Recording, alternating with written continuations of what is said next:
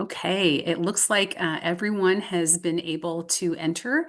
I'd like to take this opportunity to welcome you here today. I'm very excited to have this presentation on NAPSA accreditation. I know that there have been folks since I've started here as the executive director who have asked me about this. And so we have three outstanding professionals and experts here with us today from the Pretrial Commission, from the Accreditation Commission of NAPSA. And for those of you that don't know me, I'm Wendy Venverlo. I'm the executive director of NAPSA, and just going to start things off here with a couple of announcements and a little bit of housekeeping, and then I'll turn it over to the experts in the room. So just a couple things. I'm gonna share screen. We have a lot of things happening right now at NAPSA. It's a pretty exciting time. And so first off, if you were not aware, registration is open for our conference, which will take place this September in Atlanta, Georgia. I've got that QR code there in the bottom of the screen that'll take you to the website, but also I will put a couple of helpful links into the chat so that you have that information. But first, again, registration is open. We are having a special leadership session that is going to take place Sunday before the plenary. And so you can find information about that, as well as early bird registration is ongoing right now. And then also a special discount that is for organizations who are registering 20 or more people. That is also ongoing right now through the month of June. And all of that information can be found on our website, in addition to many other things about the conference. We're excited for to have the biggest conference as far as workshop offerings that we've ever had, and hope that you can join us there. A couple of other things. As you are joining today for this webinar, our webinar for next month, I just put up the QR code for the registration for that. That's incorporating supportive services to promote pretrial success. That'll be June 18th at 1 p.m. Central. If there's any of you on from Guam or Hawaii, we heard you and we're pushing things back an hour. So thank you for reaching out about your interest in attending and wishing that it was just a little bit later in the day. So hopefully that's helpful. And exciting that we've got folks from Hawaii and Guam who are regularly joining us. And then finally, we will upload this video to our YouTube channel. I've got the QR code for that as well here on the screen. And then in addition to QR codes for our social media outlets. So if you are not following us on social media, if you didn't realize that we post our webinar videos to YouTube, now you know. And these are the links for those. And of course, it's also pretty easy if you just search for NAPSA. So I will quit sharing that. The housekeeping for today. So again, I'm going to turn things over to the Accreditation Commission here in just a moment. But you have the ability to chat with presenters with each other. So please take advantage of that if you like. But if you have questions, we've also enabled the Q&A feature. And so if you could put any questions you have for the presenters into the Q&A portion, that will help us keep track of those, help us answer those effectively and efficiently. And that way you can find the answers as well. And I'll keep reminding you that throughout the presentation too as needed. But excited to have you all here. Thank you so much for your interest and your support of NAPSA. And I will turn things over now to the Commission. Good afternoon and good morning to the ones that are still in the morning time. My name is James Owens. I am program manager here in Mecklenburg County, North Carolina, which is Charlotte, North Carolina. I've been on the Accreditation Commission now since 2019, and thrilled to come and share some of the information about accreditation with you all. And hi, everybody. I'm Ed Gordon. I am the co-founder and chief operating officer for Justice Point. We are a nonprofit organization. We operate pretrial service operations throughout Wisconsin. We're headquartered in Milwaukee, Wisconsin, but we also have some programs that are up in Minnesota, and we're actually starting some up in Michigan in the near future. I've been on the Accreditation Commission since, I believe, 2018. Great. Thank you, Ed. Good afternoon, everybody. My name is Sean LaGrega. I'm the Deputy Director at Maine Pretrial Services. I have been the chair of the Accreditation Commission since 2015. And my jurisdiction was actually the pilot site for NAPSA's accreditation program dating back to 2011. Thrilled to see so many of you here this afternoon, and hopefully I'm going to be able to field your chats and your Q&As during this webinar today. So thank you. All right, James, As I said, okay. I'll share the webinar. I'm sorry, the PowerPoint.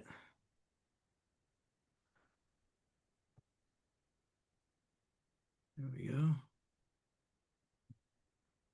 All right. So with that said, we'll go ahead and get started. Today, again, we'll be talking about NAPSA agency accreditation. And just our theme is your agency ready to join this elite group? Our presentation goals today will be what is NAPSA agency accreditation? Why should my agency consider accreditation? What would the process look like to attain accreditation? And how do I begin the process? So NAPSA Accreditation Commission was established in 2011 with the dual purpose of promoting comprehensive national accreditation standards for pretrial release and implementing a voluntary program of accreditation to measure compliance with those standards. As Sean said, Maine Pretrial Services was the pilot, and they started their accreditation process in 2011. And they was able to receive their former accreditation status from NAPSA in 2013. In 2014, the state of Connecticut became the first statewide agency to become accredited. We do have 6 jurisdictions now accredited through NAPSA, one being Mecklenburg County, North Carolina, of course, Maine Pretrial Services, the state of Connecticut, DeKalb County, Illinois, Alachua County, Florida, and San Francisco, California. And we are in the early stages of the accreditation process with El Paso, Texas.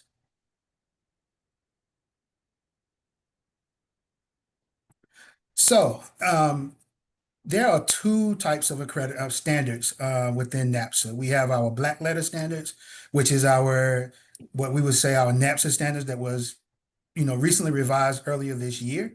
And we have our accreditation standards.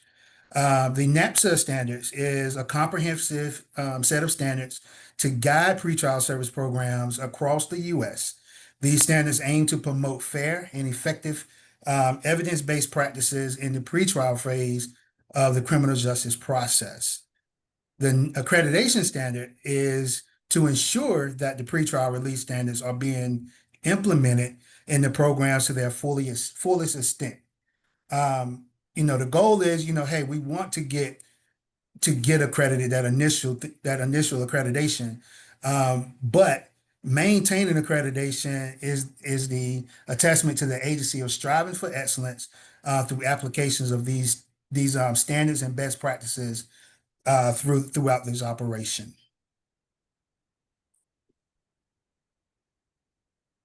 Why accreditation? We will say, why accreditation is, use accreditation as a tool.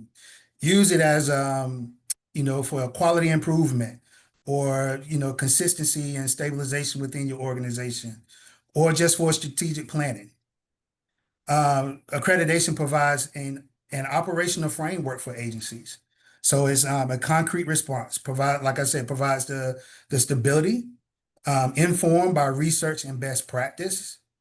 The process is reason with the why and the how. It is honest and consistent and fact-based. I'm sorry.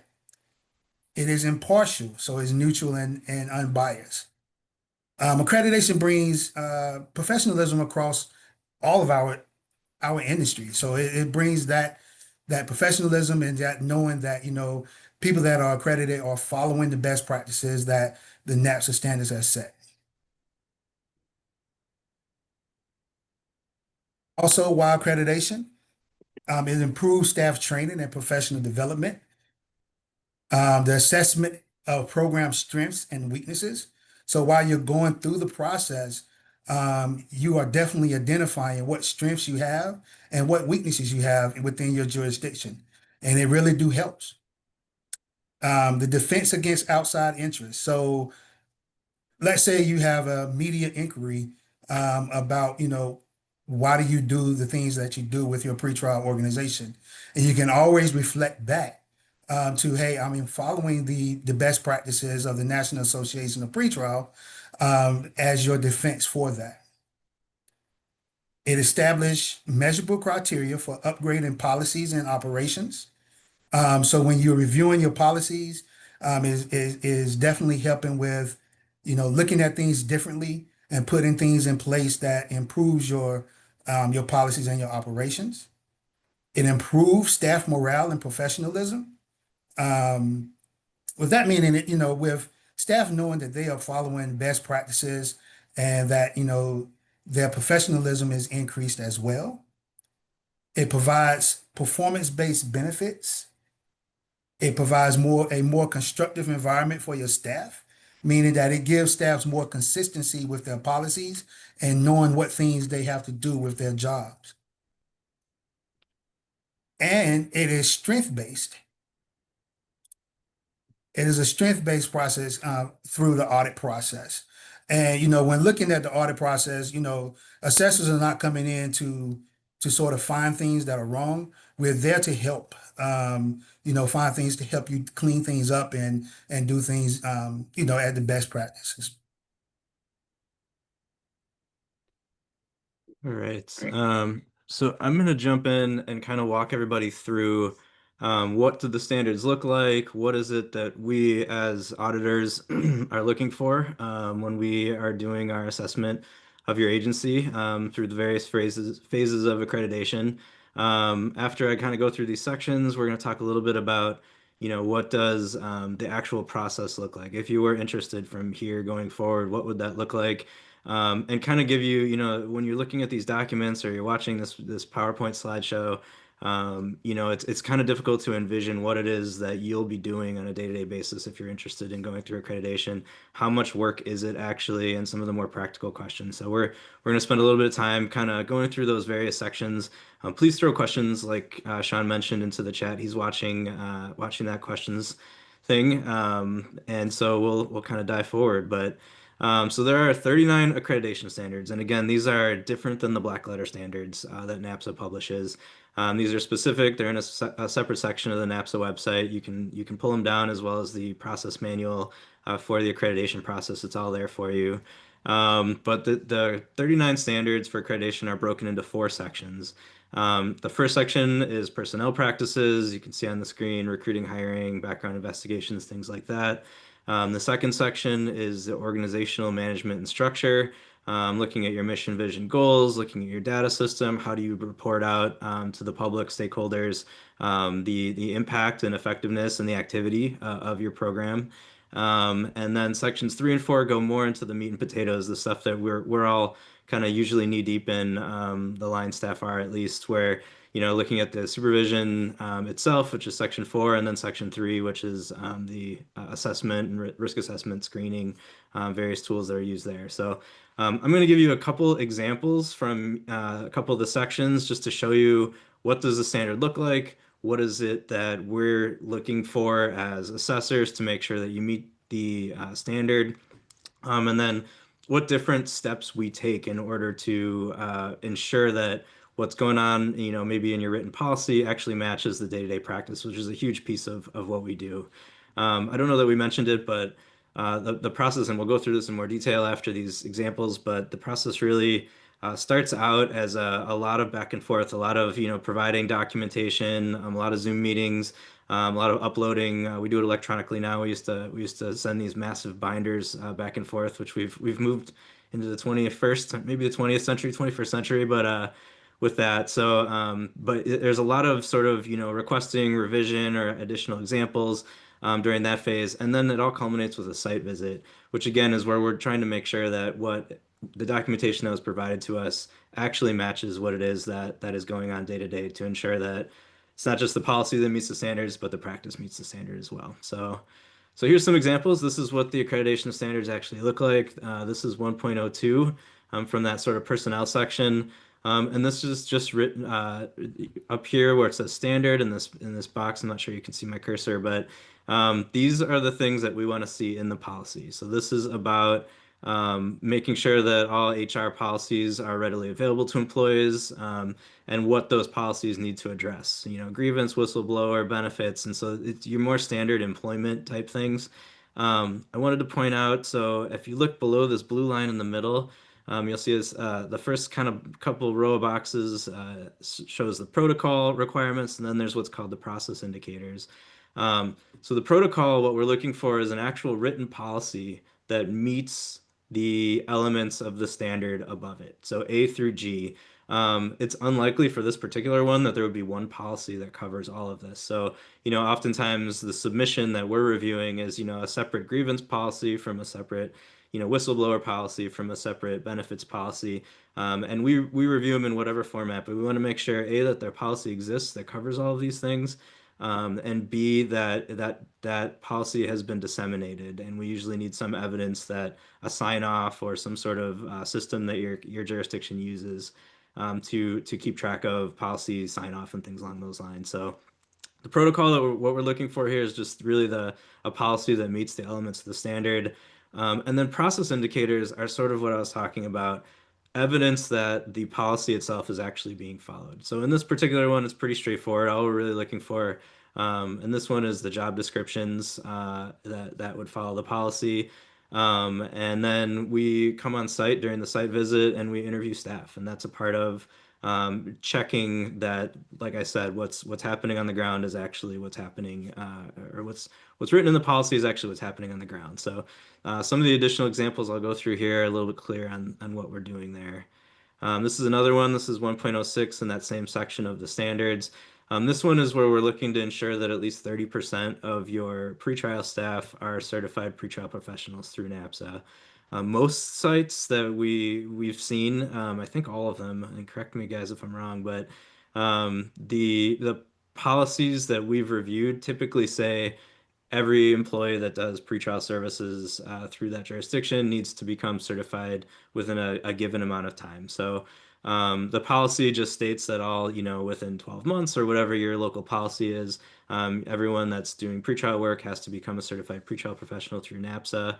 So that's what the policy needs to say. As far as the process indicators we're looking at, we're looking through, you know, personnel records to make sure that their certificates are there. We'll reach out to Wendy or others over at NAPSA to ensure that their certificates are on file with NAPSA, and all of that. So that's, again, just to make sure that, you know, you have a policy that says this, but are you actually following it? And that's what those process indicators are looking at. Another example, this is from section 2. This is 2.04. This one's just about a mission statement. And I threw this in here. You know, it's interesting how often we have these conversations and you say, does your program have a mission statement? And everybody says yes. And then you say, does everybody on your team know what the mission statement is? And most people haven't memorized it. But you know, a lot of times the you know, mission statement itself hasn't been really disseminated. It was something that was come up with during a strategic planning session, and sometimes hasn't been promulgated to the team. And so we will, you know, the policy is pretty simple here. You know, the agency will have a mission statement. That's usually what the policy states. As far as the process indicators, we typically ask, you know, show us that it's been disseminated, which sometimes is a meeting minutes where the mission has been discussed. But most often, in most of the accreditations I've been a part of, it's hanging on a wall somewhere. And we just ask for the process indicator, take a picture of it and upload it so that we can see that it's there. Obviously, when we come on site, we, you know, either talk to the staff about it or can see the mission statement on the wall. So through the standard up here is an example of, you know, to prove that it's being, you know, actually it's out there, not just written in a policy. Just we take a photo of, you know, a waiting room where the mission statement's hanging on a plaque. So I'll dive here into sections 3 and 4. Another couple of quick examples. Like I mentioned, section 3 is about screening and assessment. So we're looking at the risk assessment, defendant interview, court presentation, population management, which is along the lines of the sequential bail review work, and then defendant supervision for those agencies that do supervision and not just screening and assessment, but looking at, you know, defendant rights, violation management, drug testing if that's done, supervision options. And I'll give you a couple quick examples of some of these standards in these two sections. This is 3.05. This one is review. Oh, so this is that sequential bail review is making sure, in some jurisdictions, individuals may, be given, a cash bail, which obviously would not be in compliance with the NAPSA black letter standards, but in many of our jurisdictions, including many in which my agency works, cash is still used. And so it's that sort of, is there a policy in place which actually reviews the detained population within the jail to determine, are there ways, are there individuals who are eligible for release? Are there individuals who maybe more information has come out that can be provided to the court that can change the either the cash bail situation or potentially just have someone released on their own recognizance. So this one's getting more to the heart of what pretrial services do, right? And so we're looking for a policy that really clearly indicates how is it that the staff are expected to go through and review this. And so we review that pretty carefully. And then the process indicators are, we want to see documentation of this review. And typically what we've been provided with is, jail rosters with oftentimes just handwritten notes of, yes, here's the people that have been in jail for more than 7 days. And this is and each policy in each jurisdiction is clearly different, but these are the sign off that we've either interviewed the person, we've reached out to the defense bar, we've resubmitted our risk report to the court at a court date. When we're on site, we look through case files very thoroughly, make sure that people aren't sitting where intervention may have resulted in somebody's release from custody onto supervision. And we also interview staff, obviously, when we're on site and talk to them about what does this actually look like? What are the barriers that you run into? And it's often fruitful conversation to understand their program, but also allows us to kind of provide some insight as to how jurisdictions other than their own, and most people really are only familiar with how their own jurisdiction works, how others may handle similar situations. And so it's an interesting and I think productive back and forth that we have with staff interviews. A couple more quick ones. This is 3.06. This is about, before you do the interview, what is it that you are telling the defendant? And, the policy is, this A through F. We want to see that each of these are in there. But this is one where we actually spend quite a bit of time. We often are getting to the jail at 4 o'clock in the morning when screenings are getting done, when we're on our site visit. And we want to hear these things actually being done. And we want to see that, everybody's hitting A through F. But also, what is the quality of the effort that's put into that? Does the person actually take the time to make sure that the defendant really understands what's being said, or is it similar to how law enforcement often reads Miranda rights, which is just run through it as quickly as possible? And we've seen some really fantastic dedicated staff that have done some great job. And I think this is a key point where we have the ability to really help somebody understand their situation, what's about to happen, initial appearances, things like that. So we're looking for the policy. Like I said, we talk to staff about this, but most importantly, this is something that we always observe when we're on site. Then the last example I'll throw out here, this is just showing that the program has an array of pretrial release options. This one I threw in here, and this is sort of differential supervision, so more intensive or less intensive, depending on, usually tied to risk. Some jurisdictions there's various ways that this is determined, as you all know, but so we're looking for a policy, obviously. But as far as process indicators, I threw this in here because this is one where we really spend a lot of time on site during our site visits, meeting with the judiciary, meeting with the prosecutor, meeting with the defense bar, and talking to them about, do they really understand sometimes what the differentiated supervision levels are, the different tools that they sometimes use, whether that be, electronic monitoring, alcohol, drug testing, whatever it may be. Are these things being used in a reasoned way? And it's often an opportunity for us to provide some sort of context to why these things are the way they are, what evidence supports or doesn't support some of the practices that they have. And so it's often an interesting conversation. But I threw this on here just to show that, the judicial interviews are actually a part of us checking off each of the standards. So that's all my examples. I'll stop there on that. So I don't see any questions, Sean. Was there anything come through that I missed? I don't think so. Hopefully I've got everything covered here. Yeah, throw them out as we go. We'll try and answer. Otherwise, we're unlikely to need 90 minutes for this presentation, so we'll gift back some of the time that's not used, but we'll stay on as long as needed to answer questions. And our contact information we should have mentioned is at the end of the deck. And so if you do have questions, want to reach out to one of us about your particular jurisdiction, we're happy to answer those and talk through that. Um, so this is the 5 stages of NAPSA accreditation. It starts out with the applicant status, which is really you kind of doing an internal review of how far along are you, how close to in compliance with all the standards is your own organization. This is, obviously where you're going to go through and kind of provide us with a summary of your organization and your jurisdiction.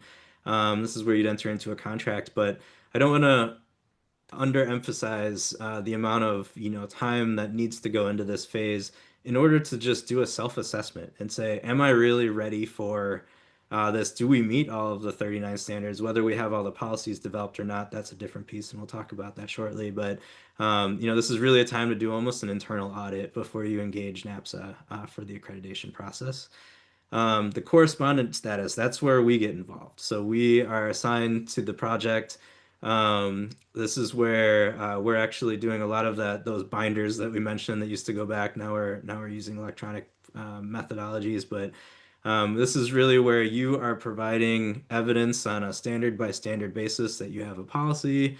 You're providing some of those process indicators. We're having a lot of back and forth meetings with you to ask for clarification or additional information, things along those lines. And so we have a lot of back and forth. This phase, I've seen it go kind of as quick as maybe 3 or 4 months. Other times it's gone, 8 to maybe 10 or 11 months. We've seen. So we really move at the pace that's needed. We recognize that this is a secondary process to your day-to-day work. And so we know that this is not always something that you have a full team to dedicate to on a full-time basis. And so, we kind of work at the pace that you're able to work. The next phase is the candidate status, and this is really where we're doing, kind of continuing that. This is where we do our site visit.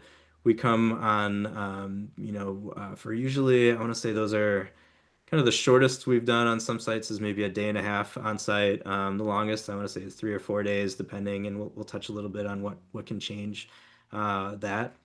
But this is where, we're meeting with your stakeholders, we're touring and meeting with your staff, we're reviewing physical copies of the different documentations. You're walking us through your data system and maybe your training logs. And we're actually seeing that, and we're meeting with your judges, we're meeting with your prosecutors, county executives, whoever it is that we need to meet with or you want us to meet with during that phase. And then we prepare a report and make a recommendation to the full commission as to whether or not to grant accreditation. The last 2 stages, the accredited status, pretty straightforward. It's for a 3-year period. There were some extensions granted during the pandemic, but we're back to sort of a 3-year cycle now. And then at the end of year 2, we kind of go back to stage 1 to start the process for reaccreditation. And what's interesting, I think we may hit on this on a future slide, but the reaccreditation is sometimes as much or more work than the initial accreditation was, because the process indicators, we're not just looking to see that you were in compliance like we were in the initial accreditation, but we're actually looking to ensure and see evidence of compliance within each year that you were accredited. So sometimes you need to show us, that a policy was being followed in 2022, 2023, and 2024. And so we're going to need, documents or files from each of those years. So it's a little bit of work. I just want to make sure everybody's aware of that. So what does the actual process look like? I touched on a little bit of this, but if you are interested in going through the accreditation process, reaching out to one of the 3 of us is the right place to start, or Wendy. She can connect you up with the folks to get things moving. But you'll inquire with the commission. We'll usually jump on an exploratory call, ask you kind of what's going on in your jurisdiction, what do things look like, how does your operation work within the system. We can talk through some of maybe the areas you're not sure, do I meet this standard or do I not? So we'll talk through a lot of those areas with you. We ask for some, basic information about your jurisdictional landscape. And this is where you're doing that program self-assessment. That's not necessarily in the correct order as the slides laid out, but you're looking through each of the 40 or 39 standards and saying, yep, we meet this one, we meet this one. Again, you may not have policies written for everything. You often won't. One nice thing, and I want to make sure we hit on this, we have now archive of policies that meet each of the 39 standards. And we're happy to share those with you. So you're not writing policy from scratch. We can show you, here's a policy or 2 or 3 policies that met standard 2.04 or whatever it may be. And you can take your local jurisdiction's operations and tweak those to fit within your own operation. So that's something that we, can provide as a benefit. You don't have to have everything done by the time you're in these initial phases. We will help you through that, through the process. And then there's the decision to move forward, making sure that, you are an organization that is likely to meet the accreditation standards. We don't want to lead you down this long, and there's a cost associated with this. So we don't want you to go down that path only to learn that, it was obvious from the beginning that you wouldn't have met the standards. And then there's that cost estimate, and then, which I know there'll be some questions about, we'll touch on that. And then obviously you enter into a contract with NAPSA and we start to work on timelines for starting the work. So that's where this starts. And this is, I believe, my last slide. So I will stop talking here soon, but the actual work. So it's that preparation of the accreditation documents. That's that back and forth. You're uploading documents, you're rewriting policies, you're disseminating new policies and having everybody sign off and showing us that they've been signed off on. Then there's that approximately 6-month timeline of calls and document reviews. It's that back and forth, all culminating at the end in a site visit. And again, we're just looking to, better understand your jurisdiction and make sure that the actual day-to-day work meets what you submitted in your policies, meeting with your stakeholders and your staff. And then we will prepare a report. It's fairly lengthy. And at the end of that report, it'll show that they've met all the standards, and we recommend accreditation for a period of 3 years. Usually we wouldn't get to this point if there's a problem with your jurisdiction, and you would know about it long in advance. And so something about the report, which I should touch on, it's an interesting place. We've been able to help pretrial operations nudge policy change that is not completely within their control in some of the jurisdictions in which we work. An example of that, one of the jurisdictions that we did an accreditation for, their jurisdiction, their judges wanted them to put on the accreditation report, or the risk report that was submitted for each defendant at initial appearance. They wanted them to put on there that cash bail is recommended. Well, that is not in line with the NAPSA black letter standards, but it is not actually directly addressed in any of the accreditation standards. But in discussions with the jurisdiction, we said, well, this is clearly something that we as pretrial professionals looking at the NAPSA black letter standards would recommend that you not put on a risk report that cash bail is recommended. And they asked us to include that in their risk report, and we did that. And they were able to use that and say, these auditors from NAPSA came in and said one recommendation they make is to just not write cash bail as recommended on the risk report. And using that report that we submitted, they were actually able to make policy change locally and get agreement from the judiciary to drop that particular recommendation. So this is a place where, there's some back and forth as to, here's some things that we noticed. Do you want us to include these in the report? Are there things that you'd like some leverage through this report? Obviously, ensuring that these are things that are applicable to whether it's the NAPSA black letter standards or the accreditation standards. But those are things that we've been able to include in reports and really work with the jurisdiction to help them out with some nudging when it's needed.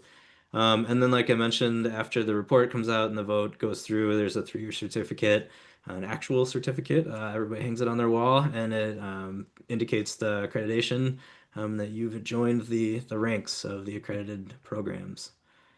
And then once you're accredited, it's this, I won't go into too deeply, but every year we just need some additional documentation. There's usually like an annual report.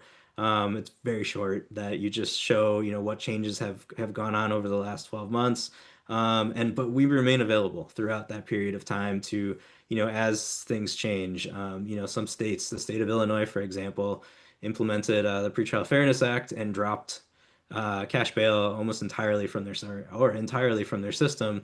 And that happened in between their initial accreditation and their start of the reaccreditation process. So, some of those things are how is this going to change? We're available to talk through policy changes, ensuring that you continue to meet the accreditation standards as they're written, so that when you do get to reaccreditation, you're in good shape. And so I believe that's the end of my section. James and Sean obviously weigh in. So my jurisdiction, it's interesting. Justice Point, we're a nonprofit organization. We run pretrial operations, like I said at the beginning, in a number of jurisdictions. But we are not accredited in any of ours. We're in the early processes, but we work in sort of a unique situation where our our operations from one county to the next, or from one state to the next, because we're multi-states, they don't always operate the same way. So we're really working through trying to get everything in line so that we can kind of do an agency-wide accreditation. We're using the accreditation standards and the black letter standards to make some policy change to kind of nudge things in a direction that works. But we're early on. I'm not with a jurisdiction that has gone through this process ourselves. James, I don't know if you have a couple words on sort of what it's like from your end. And Sean, you've been through not only the original accreditation, but I think 2 or 3 rounds now of reaccreditation. So if you guys have any thoughts about what does this actually look like? How much work is it? What can people expect when they're actually going through the process? That would be helpful.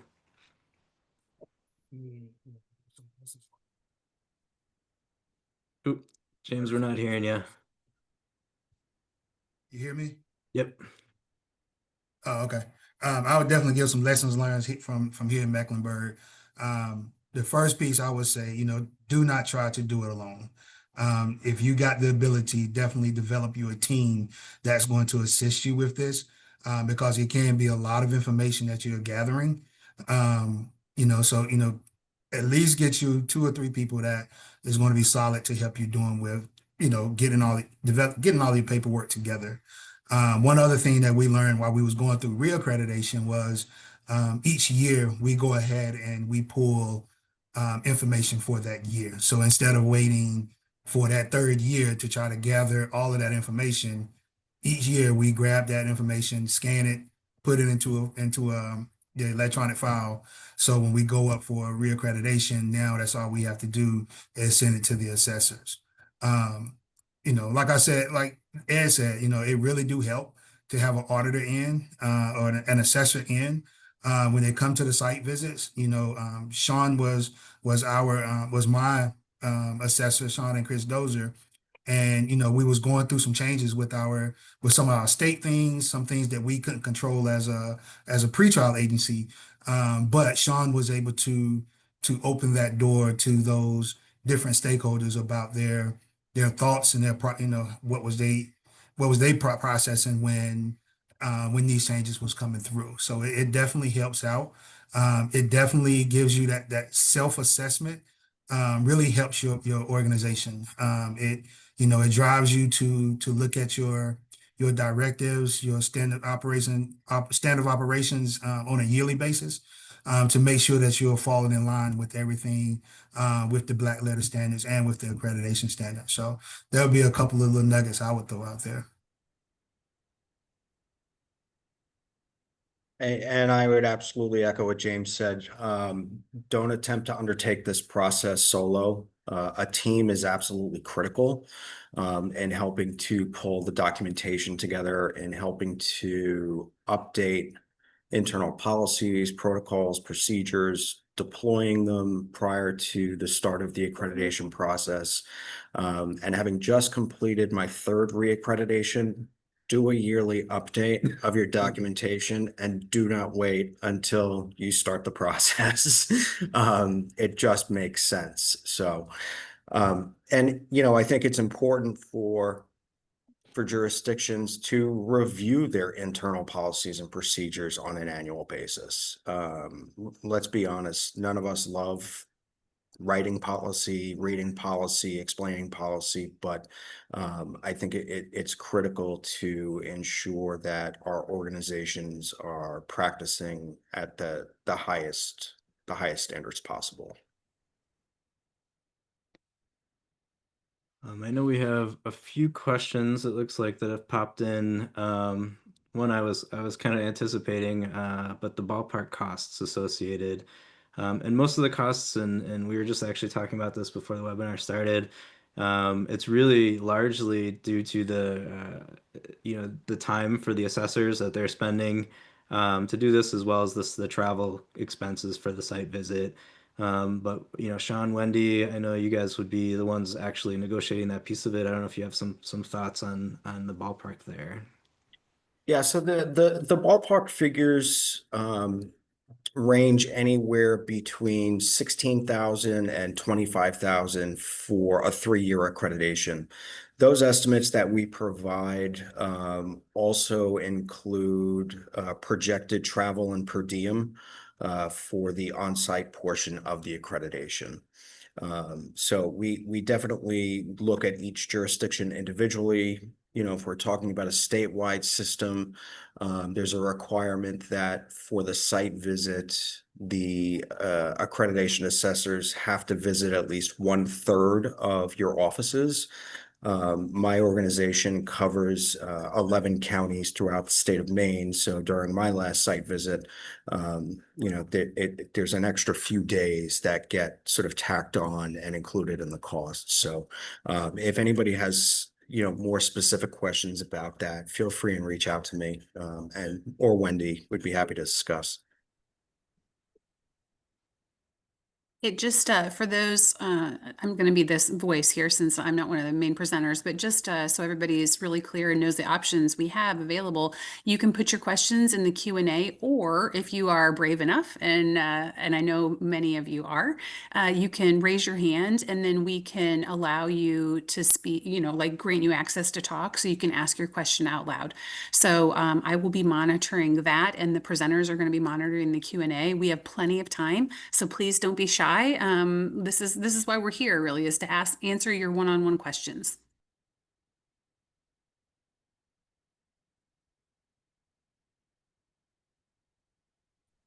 I see. So we have a couple more questions sitting in the Q&A.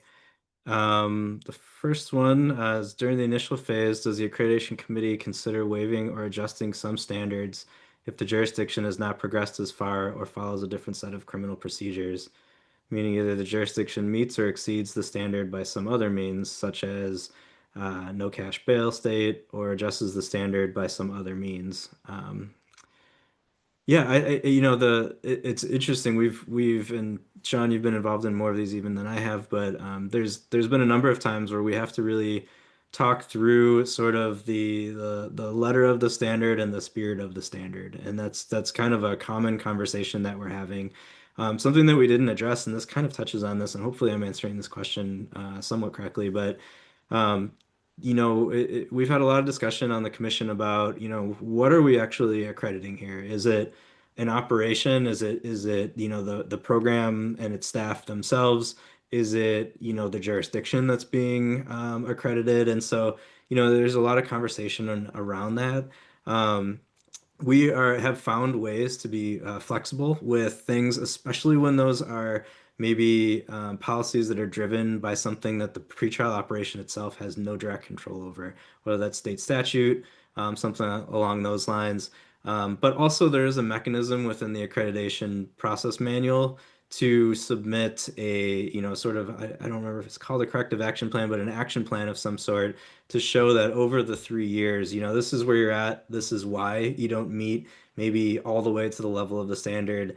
But over the 3 years, this is what's planned to be changed. And we can use that as a, obviously by the time reaccreditation comes around, that's something that we want to go back and check in on the progress. Sometimes it still hasn't been completely alleviated, the barriers, but it's something that there are ways to work through, especially in those situations where state statute, sometimes union contracts, other things like that are the actual barrier to meeting the very, very clear black and white letter of the standard itself. So John, James, do you have other thoughts on that particular question?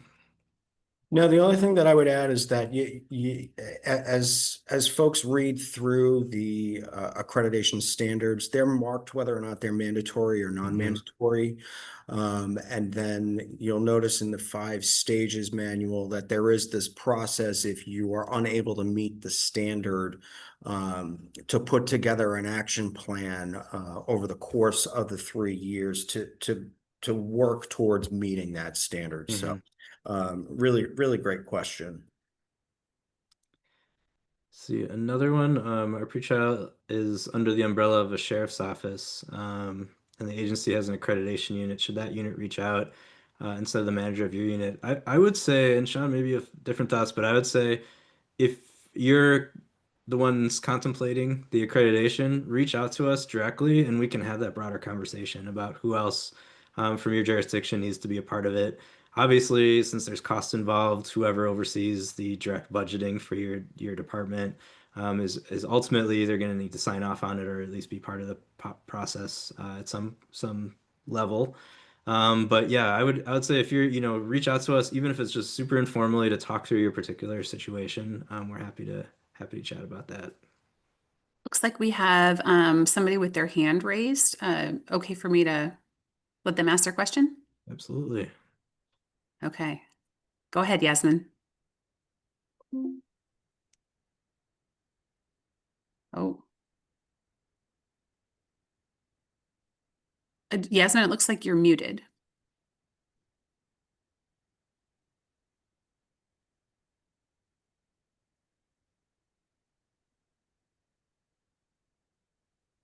Well, Yasmin, just let us know if you, and I'll just be 100% honest. It's the first time that I have tried to do this in a webinar. And so if I am messing something up, I apologize, but it says that you're muted on my end. So maybe we can move on if there's any other questions, and then we'll circle back with Yasmin.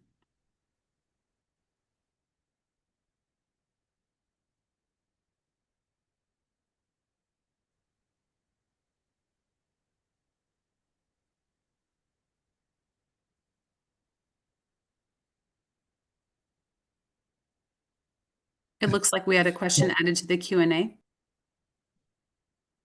That question. It says during a recent CEPP on-site visit, there was a discussion that the first appearance interview was more harmful than helpful for the client. Have there been discussions of going away from those interviews or editing that standard? That is a standard that here in Mecklenburg that we do not do interviews prior to our first appearance as well. That was something that we was able to honestly is not in the accreditation standards, saying that you have to do a interview before before first appearance. And if I'm not mistaken, in the black letter standards now, it is just highly recommending that you do the interview now. And Sean and Wendy, y'all correct me if I'm wrong on that piece. We're big supporters of the pre-arraignment interview. I know with my organization, it's been a standard for us since we've been in existence, since the late 70s. Things sort of got it got interesting in the field with the deployment of the public safety assessment, which didn't require an interview. So, with jurisdictions that don't, with James's jurisdiction specifically, when we were working through the process with them initially, they didn't do the pre-arraignment interview, but individuals were interviewed prior to their release. They are a jurisdiction that utilizes the PSA, so they were able to gather the necessary information they needed to make an appropriate recommendation. So it continues to be a source of discussion for us. And I think the field continues to evolve, and those of us as practitioners need to look at that. Yeah, this is something that my agency is talking about as well. I'd mentioned that we're starting up some operations in Michigan, and that's really just doing a screening assessment program to start out. But one of the things that, we've had some conversation about is what is part of that interview. Because as we know now, and the research is generally, and we're kind of, going a little afield of the accreditation standards directly, but what the, field has started to, recognize is certain assessments can actually, trigger, trauma responses, things like that. And so, you do some like the ACEs and some of those adverse childhood experience assessments.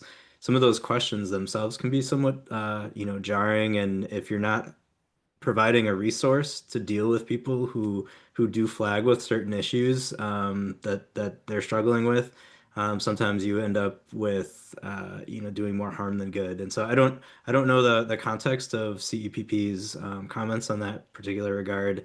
But that's something that we are very cognizant of within my organization to make sure that and we do arraignment interviews with everybody throughout my organization, but we're very careful about what tools, what riders we add on to our assessment for that very specific purpose. Why are we meeting with the person at that time?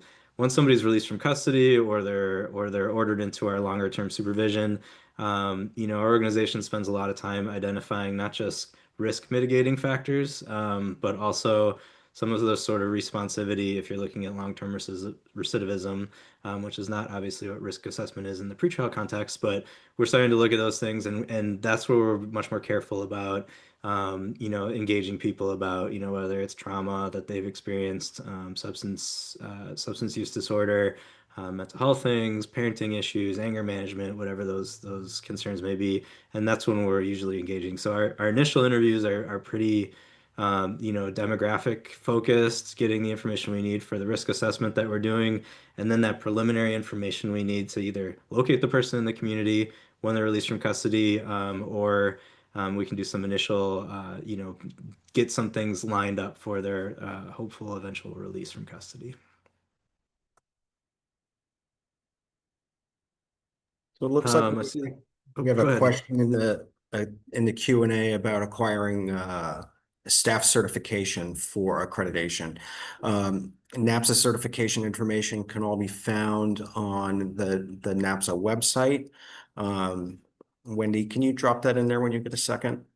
My organization requires that all of our staff become certified within the first, pretty sure it's anywhere from 6 to 8 months of employment. I could be wrong on that one. So for us, it's an ongoing process. We just build that into our budgets as sort of standard onboarding.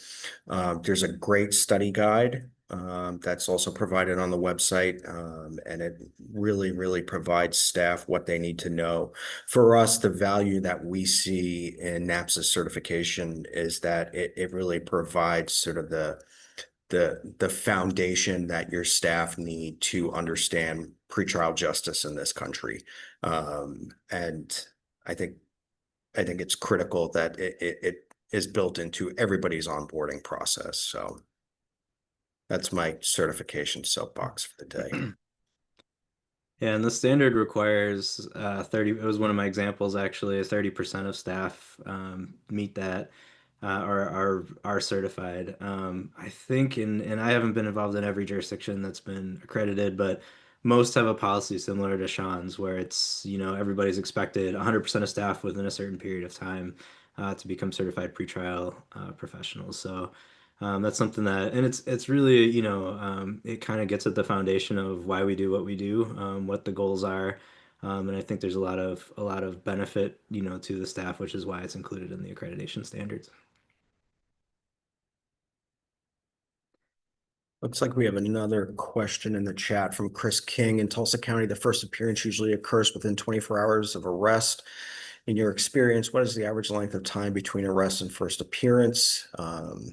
Is it feasible to complete all assessments within 24 hours of arrest? Ed, James? Yeah, that's kind of and again, I guess I have the benefit of working in, we work in Milwaukee County, which is about 1 million people.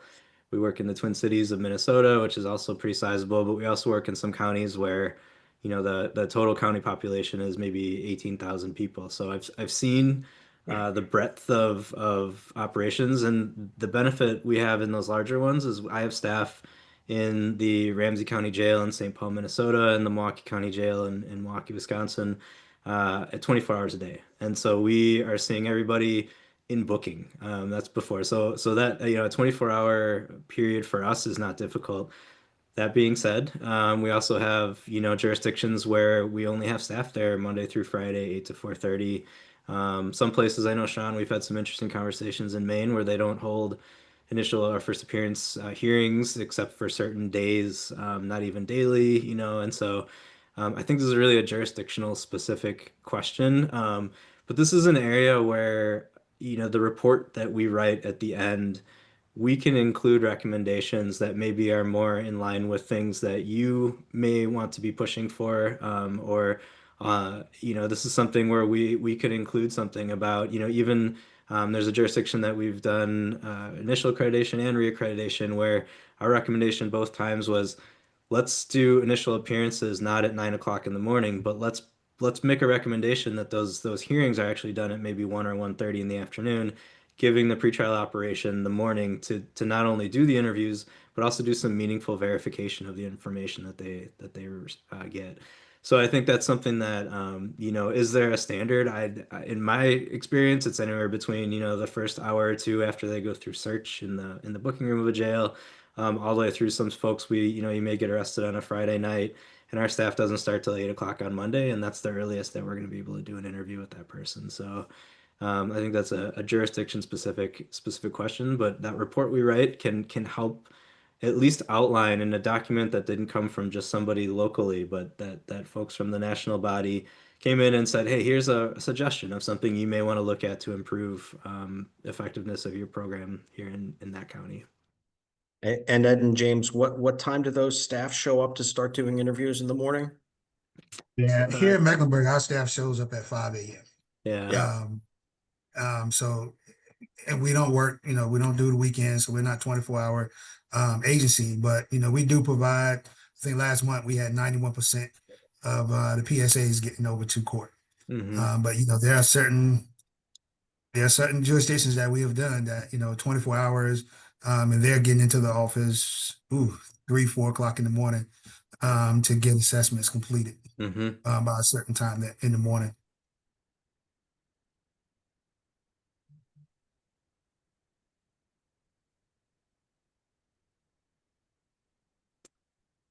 So I don't know if any other questions came in, none that I can see, but the slide that's up obviously has mine and James' contact information. Sean, you're on the NAPSA board, so your contact information is available, I think, through the NAPSA website as well. Sean's our Accreditation Commission chair, and so we're also interested, if there are folks who are interested in talking about what it would take to become a NAPSA assessor, to do accreditation assessment, like the three of us do. We're happy to chat with you about that. We're always looking to expand our cadre of folks that do this work. And then obviously, and Wendy, you're probably going to touch on this, but we threw a QR code up on this last slide too. If you have some feedback, we'd love to encourage everybody to scan the QR code and fill out the survey about this presentation. I think I stole your thunder there, Wendy, didn't I? No, that was perfect. That was Okay. perfect. I just want to make sure, I know we still have quite a few folks with us. We're scheduled for another 28 minutes. We don't have to stay that long for sure. But also just want to make sure that if you do have a question that you feel free to ask it. And if not here, if you want to have a one-on-one question, you're welcome to reach out to any of us. I will admit, the three gentlemen that are on this call are the experts on accreditation, though I can point you in the right direction to who to talk to if I'm unable to answer the question. So feel free to ask questions still. I am going to start to wrap things up in case there are no further questions. Just again, kind of the reminders that we started with. There's a lot really positive happening at NAPSA right now. Thrilled to have all of you here with us. And just to draw your attention to the website, registration is open for our conference in Atlanta that will take place in September. September. So you can find out all kinds of information about that. And I assume that most of the people on this call, or many of the people on this call, are leaders in their organization. We are having a special leadership event that will take place Sunday before the plenary session to start NAPSA's traditional conference. I'm hoping in this week, actually, that I'm going to send out more information, more detailed information about that, but it will be primarily facilitated by Tom O'Connor, who many of you know. He has, for many, many years, been on the faculty at NIC's pretrial executive training, and just a wonderful, wonderful person, and frankly, professional coach, and knows a lot about pretrial. So a great guy to have on our team and be leading that session. You can find out more information again on our website. And like I said, I'm hopeful to send out some more detailed information this week about that session. Also, we're going to continue to have upcoming webinars. The webinar for June is scheduled on integrating supportive services into your practices. And so be on the lookout for that. Please join us next month for that. In July, the registration is not yet up, but we'll be taking a deeper dive into this pretrial standard 4.1, which is related to the pretrial organization.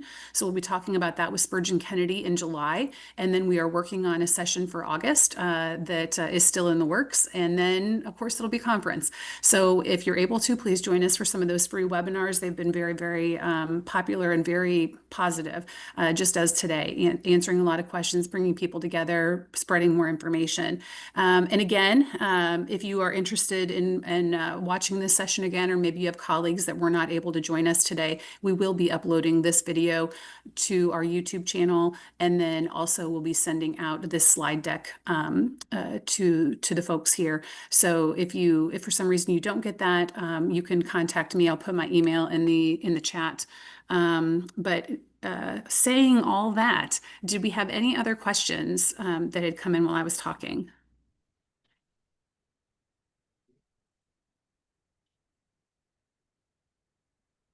I don't think so, huh?